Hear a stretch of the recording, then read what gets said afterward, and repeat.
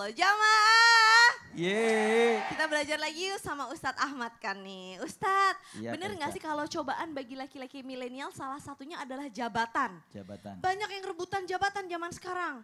Bahkan kalau dibandingkan ketika baginda Rasul masih ada di bumi ini, ketika zaman sahabat, dulu kalau misalkan dikasih jabatan, enggak kamu aja gitu. Jadi kayak menolak. Tapi kalau zaman sekarang oh beda. Siapa yang dikasih jabatan saya paling mau nomor satu. Betul. Bener gak sih kayak gitu? Kenapa ya Ustadz ya? Mohon tausiahnya. Terima kasih.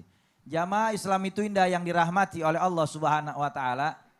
Manusia dan amanah ibarat dua sisi uang yang tidak pernah terpisahkan. Ketika manusia dilahirkan ke muka bumi, dimanapun dia berpijak, maka dia akan memikul yang namanya amanah. Apakah status sosialnya itu dia adalah pemimpin, rakyat jelata, orang kaya atau orang miskin, orang yang terpelajar atau orang yang terbelakang pendidikannya, maka semua akan memikul amanah. Dimulai dari sekup atau lingkup yang paling kecil.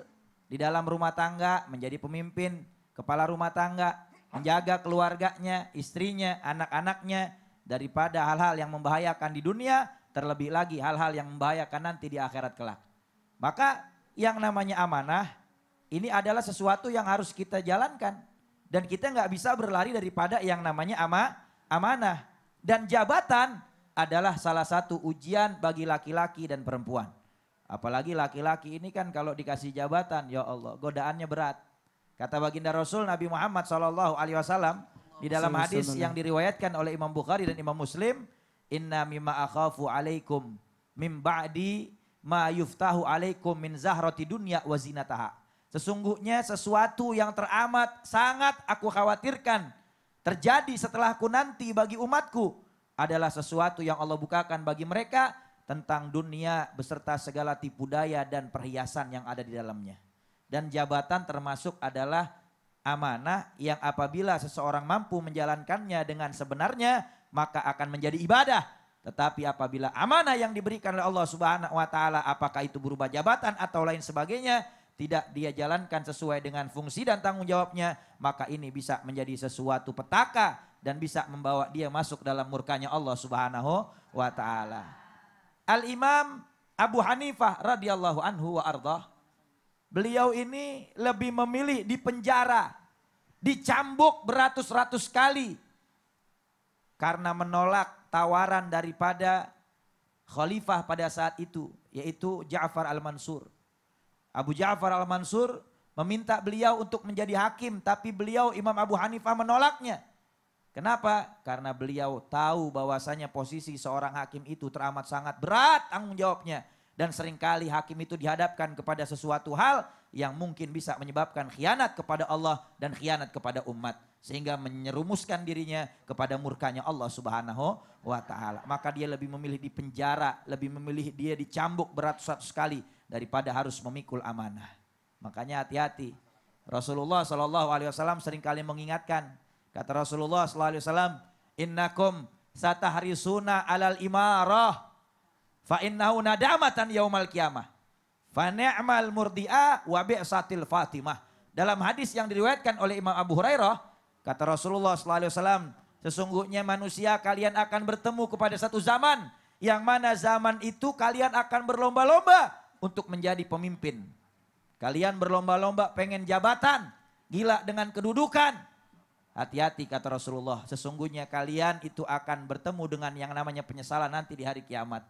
Orang yang ketika diangkat menjadi pemimpin, kata Rasulullah, nikmatnya itu pada saat diangkat saja ketika menjabat. Tetapi ketika sudah lengser, maka ini sesuatu yang tidak mengenakan bagi dirinya.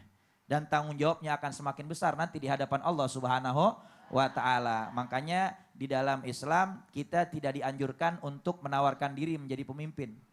Kecuali apabila dalam keadaan negara genting, tidak ada orang yang lebih pantas untuk memimpin di dalam suatu urusan tersebut, maka hadirnya dia itu menjadi pemimpin lebih baik daripada kepemimpinan diserahkan kepada yang bukan ahlinya. Kata Rasulullah, idza dhaya'atil amanah fantadhir sa'ah, apabila amanah itu sudah hilang maka tunggulah kehancuran.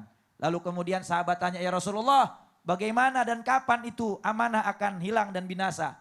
Kata Rasulullah, idza usidal amru ila ghairi ahli fantadiri sa'ah, apabila satu urusan diserahkan kepada yang bukan ahlinya, maka tunggulah kehancurannya.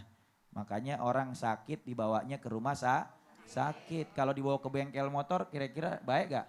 Enggak. Kagak, motor rusak dibawa ke rumah sakit, bener gak? Enggak. Masing-masing ada bagian-bagiannya. Oh, Para gitu. sahabat kalau dikasih jabatan mereka ya beristighfar, mohon ampun kepada Allah, menolak khawatir tidak bisa memikul amanah. Atau sholat istiqoroh dulu. Iya. Terus dulu ada kisah itu loh Ustadz yang katanya ketika zaman sahabat itu ada jalan lubang aja, ada jalanan, ada lubang, itu tuh tanggung jawabnya benar-benar sampai itu Betul. tuh benar ya? Itu Iya. gimana sih waktu Kenapa? itu? Karena posisinya ketika seseorang dia menyampaikan saran saja, di zaman sahabat itu kalau ada seorang menyampaikan saran, kalau diterima dia bukan mengucap alhamdulillah tapi mengucap astagfirullah. Karena? Khawatir sarannya bisa menyebabkan bukan kemaslahatan tapi kemudorotan. Tetapi kalau sarannya diterima sama Rasul, kalau tidak diterima dia mengucap alhamdulillah. Kenapa? Berarti dia bebas daripada tanggung jawab yang besar. Karena nanti akan ada pertanyaan-pertanyaan di Betul. alam kubur, di akhirat Betul. tentang sedikit atau sekecil apapun yang Dalam dilakukan amanah, betul. oleh pemimpin. Kita aja punya tanggung jawab, apalagi pemimpin Betul. jauh lebih besar. Baik, jazakallah khair, terima kasih banyak. Sama-sama, Kak Kasih Jaka. tepuk tangan dulu dong Bu buat Ustadz Ahmad Kani. Masya Allah mengingatkan kita ya tentang kita memang harus bertanggung jawab sesuai dengan porsinya kita dan kemampuannya kita. Kalau nggak tahu mendingan diem aja deh daripada sok tahu. Aduh nauzubillah min dzalik, nanti pertanyaannya banyak banget ya Bu ya. Jamaah. Sekarang Ibu mau nanya nggak sama guru-guru kita? Kalau mau angkat tangan coba Bu. Masya Allah nih ada yang dari Bogor, dari Indramayu. Coba yang dari Indramayu deh silahkan. Langsung. Assalamualaikum warahmatullahi wabarakatuh.